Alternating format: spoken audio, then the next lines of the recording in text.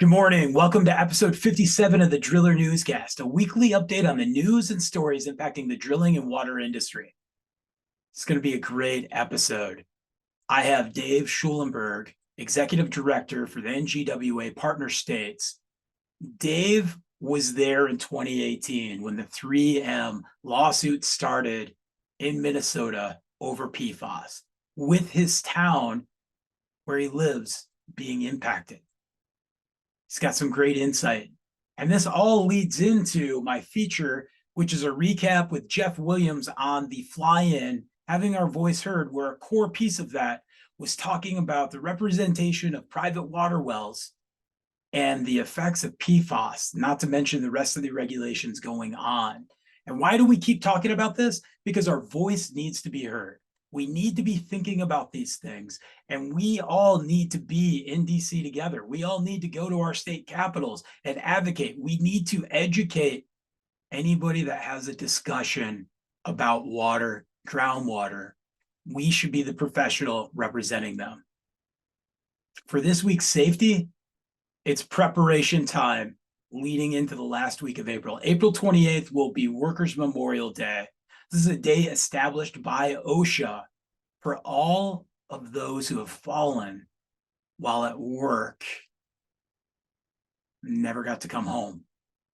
We understand how to identify unsafe acts, unsafe conditions, what proper practices there are for PPE. I want you to think about the 39 men that died last year in trenching accidents. I want you to think about the struck bys and the caught in between and the confined spaces, the extreme weather that's impacting us by heat exhaustion, the lightning strikes. There's plenty of situations that are avoidable. And next week, we're going to spend some time and talk about incidences in our industry and how we could have done a better job. I want you to think right now of the behavioral psychology of unsafe conditions, unsafe acts. And at any given time, the study has proven 1/3 of our workforce feels uncomfortable with what they're doing. And we have rotating equipment and stored energy and suspended loads. So we'll cover that next week so we can jump into this discussion with Dave and then wrap up with Jeff Williams. I hope you enjoy. For the news, we're going to sit down with Dave Schulenberg, Executive Director of the Partner States, and talk about 3M and Minnesota and his hometown being right there in the middle of this PFAS situation and the lawsuit that started in 2018 and how it settled out. There's $9 billion over the next 5 years from the federal infrastructure law to look at this, not to mention the lawsuit money and all of the issues. But why are we taking time again to talk more PFAS? Is 4 parts per trillion is a very, very important number to what it's going to be for water quality and quality of life. And you can see this from impacts on kidneys and liver and thyroid and the myriad of other situations that have come along on those soft tissues and what PFAS has affected. Yes, they say that 99% of our world's population has PFAS in our bloodstream due to Teflon and waterproofing and all the other aspects of products. But we need to be in the know.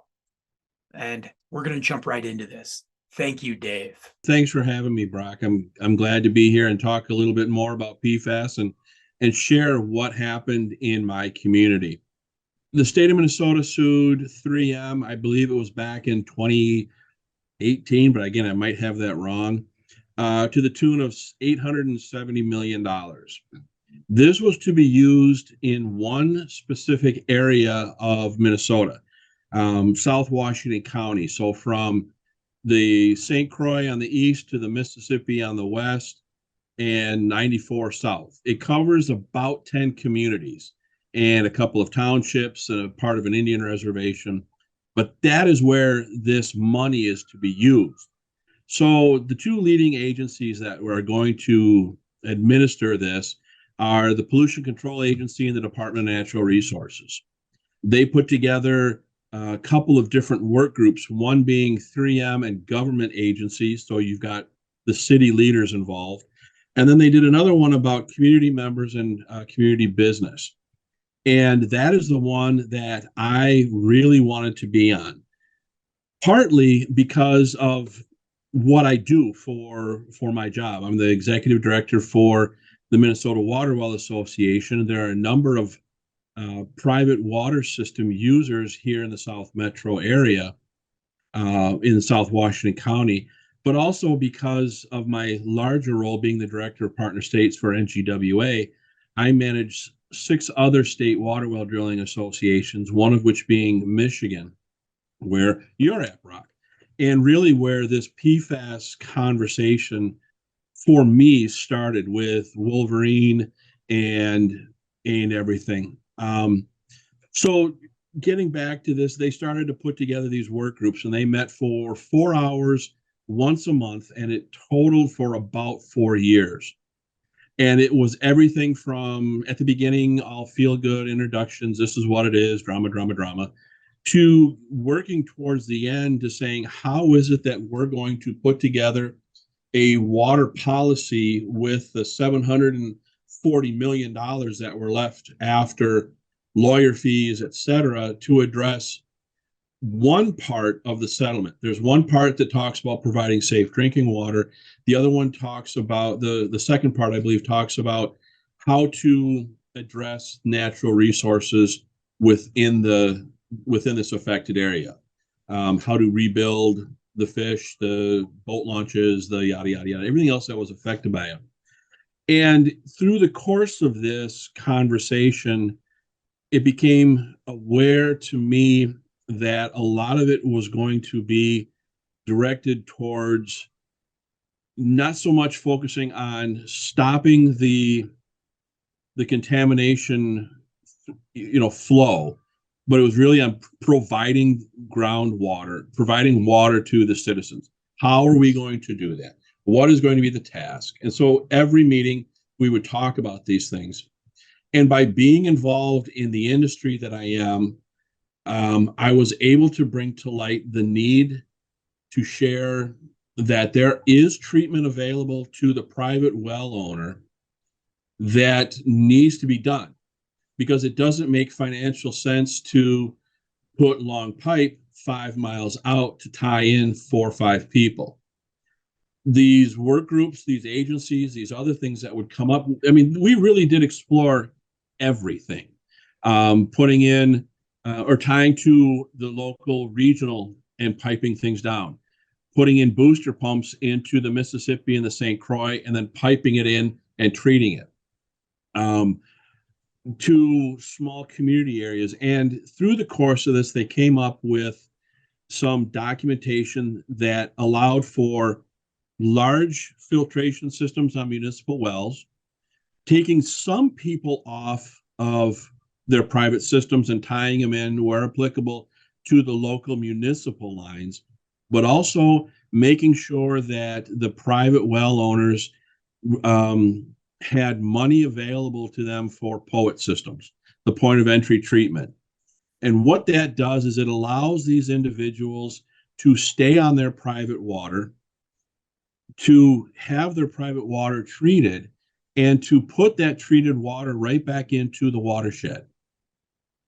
There is a groundwater divide that goes down kind of lengthwise in one part of the county here, that depending on where you live, your watershed either goes to the Mississippi or to the St. Croix.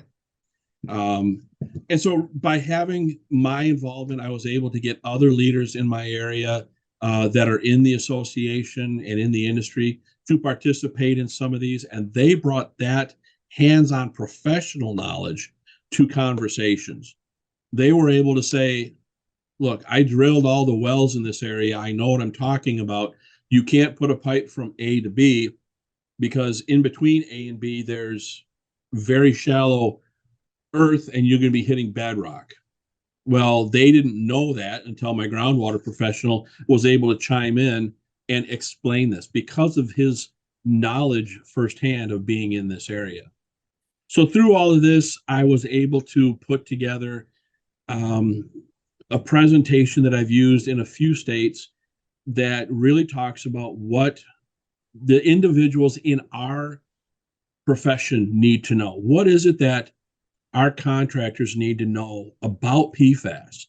And how is it that they can then explain this to their homeowner?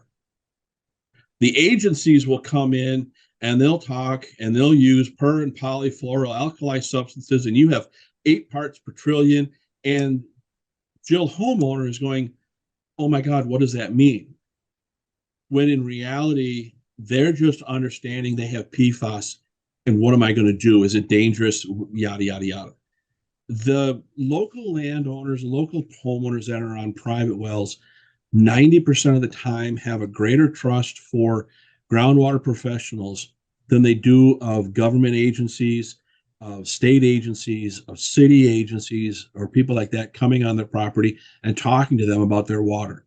So it's up to us, leaders within the groundwater profession, to continue to try and educate groundwater professionals on what it is that they're dealing with, and then provide them some tools either to talk about treatment, to provide information on where these individuals can get treatment, and really have this knowledge as another tool within their toolbox, right next to their pipe dope, their wrenches, their screwdrivers, their hammers, etc.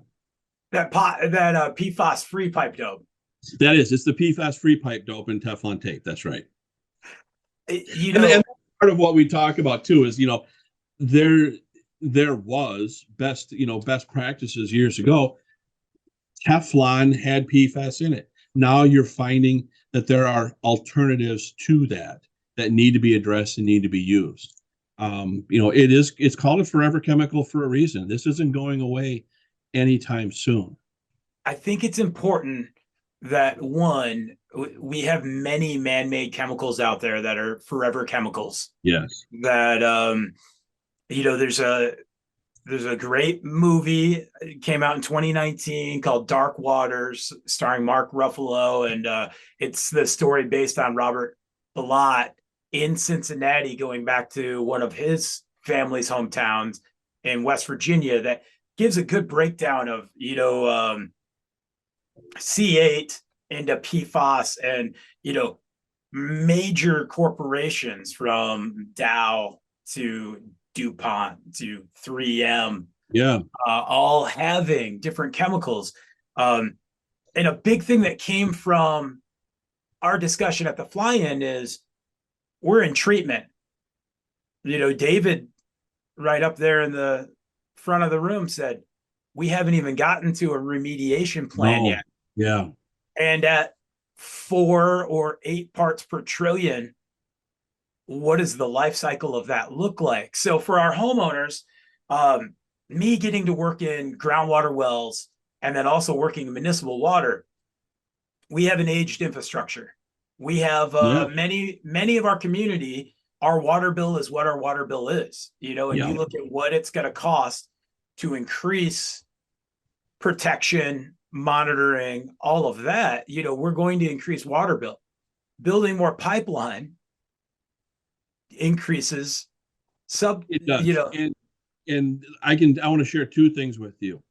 This morning on the news, they were talking about a sinkhole that opened up in north part of Minneapolis from a water main break. And they interviewed the guy, and they said, a lot of our water and sewer lines in this area are pretty old. We figured this one was a clay one from 1903 that gave way. So there's your aging infrastructure. When my president at the time, Dave Henrik, and I were working with these 2 work groups, we did a presentation to them, not about so much the Water Well Association, but about groundwater, what it is that it is and how many people use it. There's a lot of questions from the citizen and business work group, trying to understand it. And there was one comment from the 3M and government that was basically, I'll narrow this down to say, their comment was nice commercial. So what we got out of that was they're seeing $740 million. The city of X has their expansion plans out to 2030, 40, 50. How is it that they can use that money to plan for that, as they know their city is going to expand? Well, we want money to use for this, to put this out, to treat that, yada yada yada. It becomes difficult to understand what water is worth until it's gone. Best practices following the right regulations of a good, strong water well, that is then, we just have to understand, has to be tested and monitored. We need to be telling our customers this. There is a stigma that a water well is not safe, and that's not the case. There's a stigma that the agency, the state, tests the water in the community I live in, and it's treated, and it makes this, and it hits this, and yada yada yada. And the private well outside of town, since we can't test it as state agency, there's something wrong with it. Where the homeowner is saying, I get it, it's my problem, it's my issue, it's my well, and it's my responsibility to have it tested. As an association, it's our responsibility to provide the information to our members to say, add this to your repertoire. And we need to continue that. There's 23 million private water wells, but I keep shouting this statistic. There's 150,000 municipalities in the United States. 15,000 of them feed 90% of our population. Yeah. Those municipalities that are less than 3,300 people, we really need to know from our city council and our water infrastructure and what's happening, how they're actually being, reported, recorded, staffing. There's a myriad of things opposed to looking in my backyard and understanding that I had a properly constructed water well that is isolated, that I'm treating properly. Those are the educations we need to be having, everybody. That's it. I agree. And I think you and I could probably do a whole other segment on what we've just been talking about and how we could go about doing that. The big piece that needs to be hit home today is be in the know. Be in the know. That's exactly right. Be part of the association. One of the slides that I have on that presentation is a guy kind of shrugging his shoulders like, why should I care about this? Two reasons. One, it's in your backyard. I'm 1.5 miles from the 3M plant. My well is less than 2 blocks away from me for my city, and it was the one that had GAC filters put in on it. I grew up in Flint, Michigan. This isn't talking about lead or anything like that. But as a kid, you're out there chasing frogs and toads and things like that in the local creek. PFAS contamination in that creek. Why should I care? Because I grew up in it. I live in it. Dave, PFAS isn't even in my state. We're not talking about it. Guess what? They're going to find it. They're going to talk about it, and then you should care. You can't do this head in the sand thing anymore with PFAS. You just can't.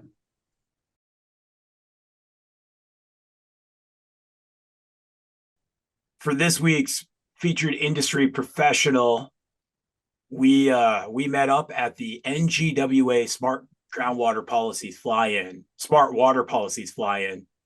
And we had a great interview in front of the Capitol. And with the wind and the fire trucks and the chanting, it's DC and there's lots of things going on.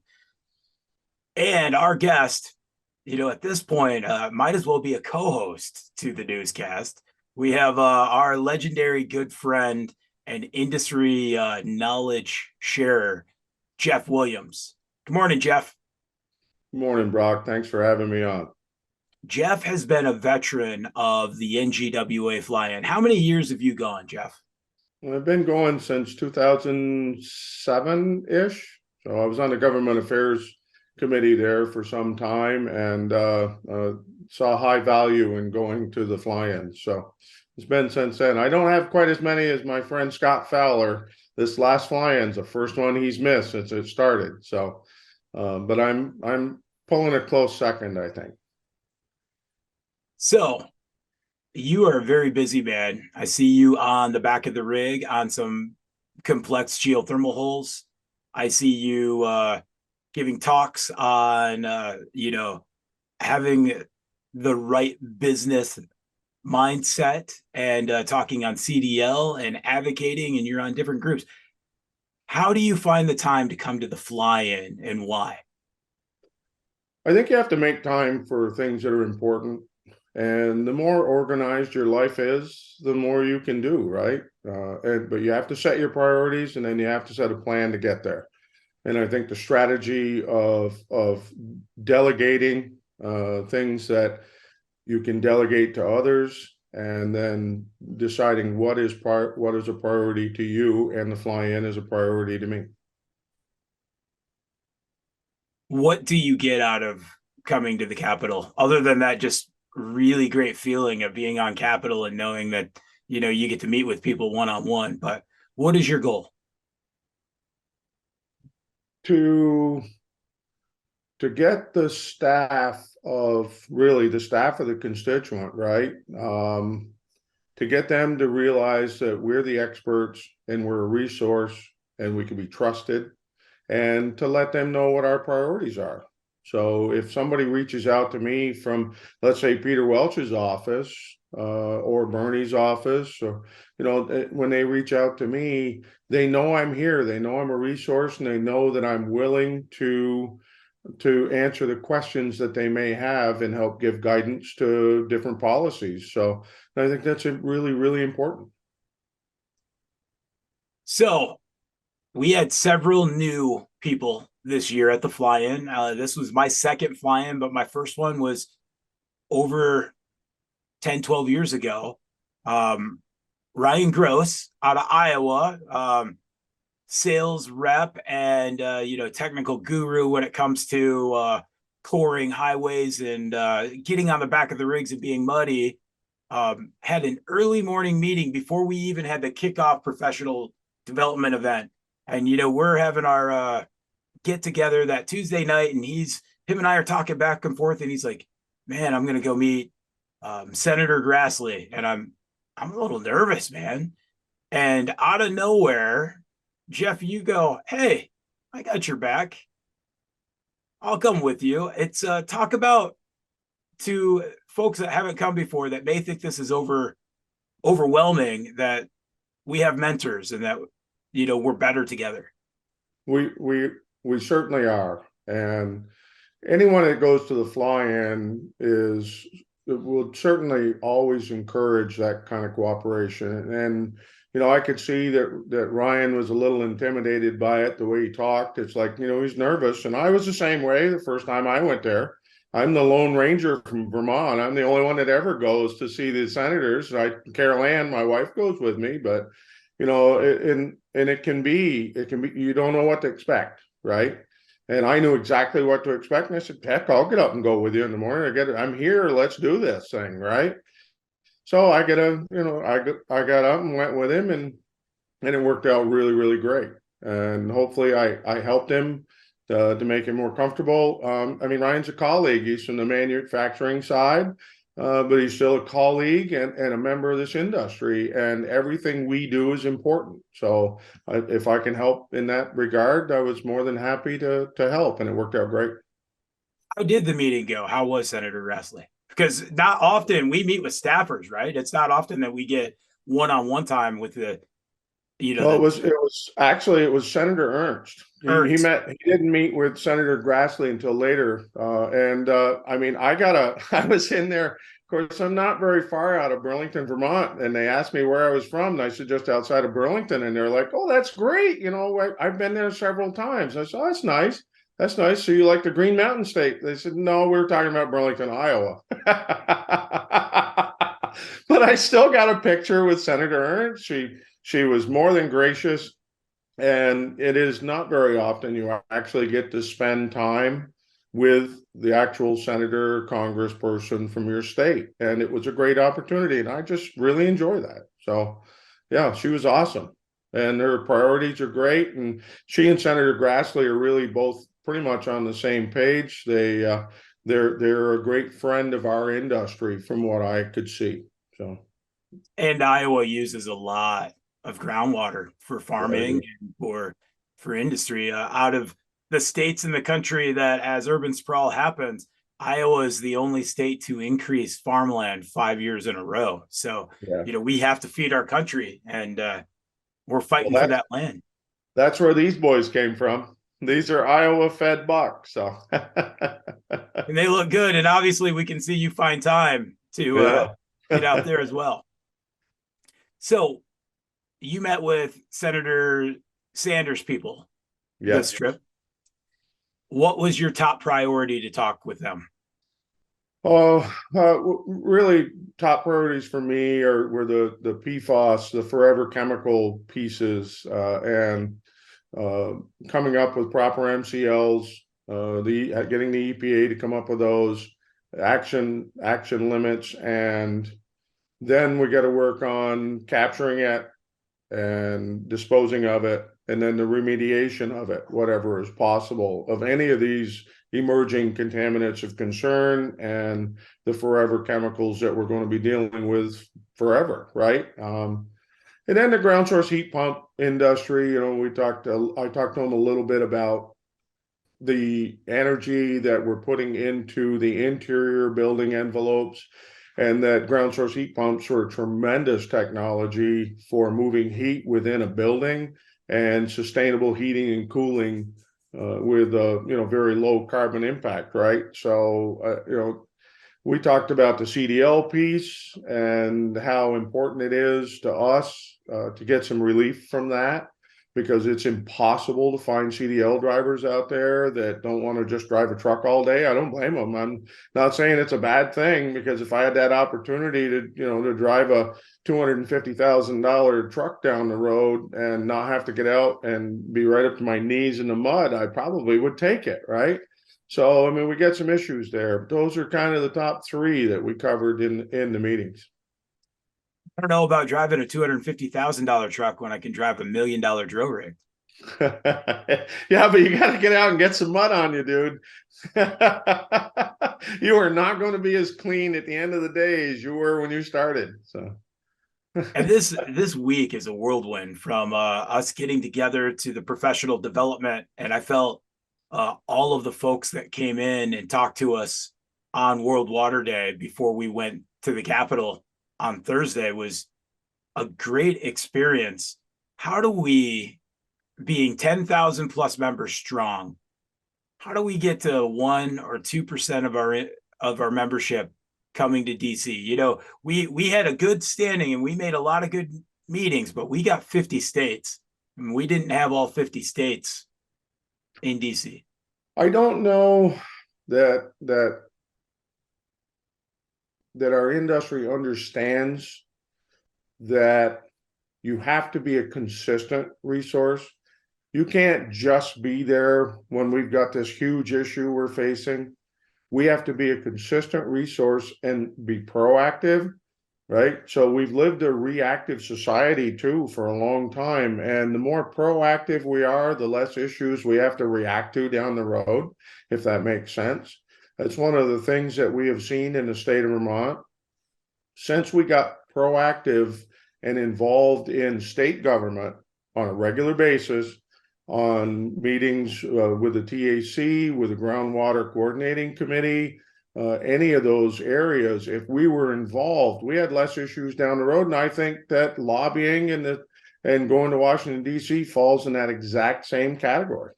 And I think it's really important that we're there, even when we don't have a great issue, that we're there. They know we're a resource and we have a presence, because our industry is small. We need to gather it up, and we do need to get 4, 5, 6 times the amount of people that were there should be there every year. We ought to have 100 to 200 people there from our industry every year. It was World Water Day. The UN was in New York City talking global water.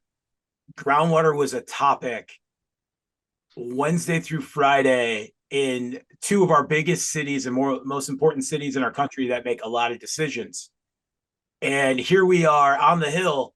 And when you're a state constituent, you're a voter, you get the meetings. And so our voice is heard, and it's great for us to step in. But, the idea of our government is our representatives represent us. Our senators are our voice. Our water policies are very important to us.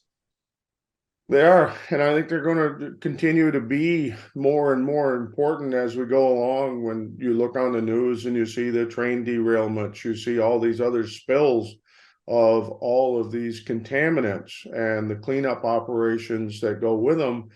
And while some of these may not directly affect the residential water well supply, they will in time affect water supply somewhere. You can plan on it. These things don't stay in one place. These plumes continue to move and dilute. And I think that we have to be ready with treatment and disposal and remediation of these products in order to continue to have potable water that we can deliver to the homes. If we can't deliver potable water, our industry may very well just go away, right? You got to be able to deliver the right stuff. People need water to live. I think that we're more important than we give ourselves credit for in that regard. The water world thinks that private water wells are unregulated in the Wild West. And when we see PFAS and we see emerging contaminants, sure, we're not testing until we hear something, but I think it's very important for us to advocate that our major water systems have an aging infrastructure.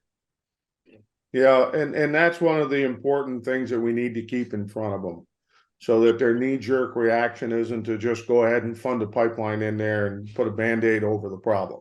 We need to solve the problem, not put a Band-Aid on it. And a pipeline, a lot of the times, is just that. It's just a Band-Aid, because the problem still exists. They just covered it up.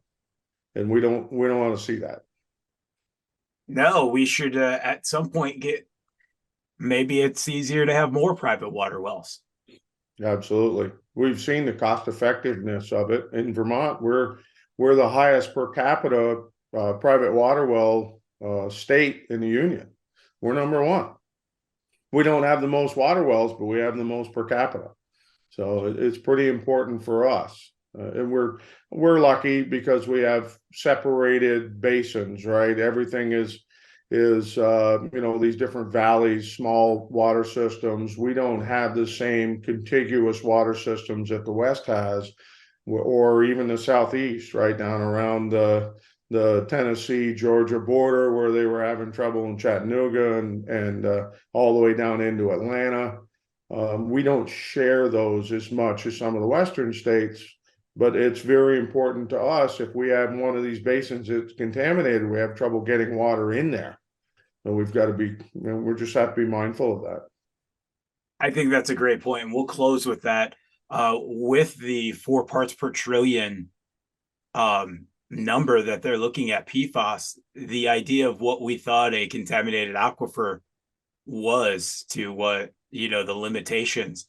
And right now, points of entry is our solution for treatment, and remediation is one of the best minds in the world. And we had wonderful with David and Seth sitting up there and our engineers, our PFAS experts for the NGWA, sitting up there explaining to us, but we're not into a point to figure out how to clean up an aquifer. Right. Or it's quite daunting when you think about it. Yeah, that's all in front of us, and we got a lot of work to do there. But that's what the whole, you talked about the information we gathered while we were in Washington, D.C. too. We had some great people right there that conveyed some really appropriate information to us so that we can do better out in the field. So it was a learning experience too, if you allow it to be. And again, when you step out of your hotel room and you look up the street and you see the Capitol, and the only other time I get that kind of goosebump feeling is when I get water coming out of the ground for a family, or it's very similar, that feeling of purpose and like supporting what I love most. Yep, absolutely. Absolutely. It's a great time. It's a good feeling. It is. Well, thanks, Jeff. Thanks for your time today. All right. Thank you, Brock. It was my pleasure. Thank you for joining us for episode 57 of the Driller Newscast. I can't thank enough the time that Dave has spent educating us over the weeks, months of the newscast.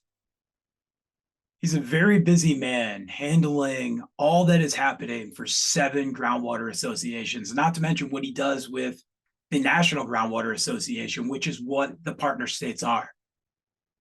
He's very involved in groundwater. He's just not another individual that is being an admin, planning an event, being overhead. His heart is in our industry, and thank you. The same with Jeff Williams. At some point, I'm just going to have to give him a co-host credit. He's like our version of Steve Martin on Saturday Night Live. It just kept popping up every episode after episode. But Jeff comes in with this great insight and sharing. And of course, we keep talking about the fly-in. Why?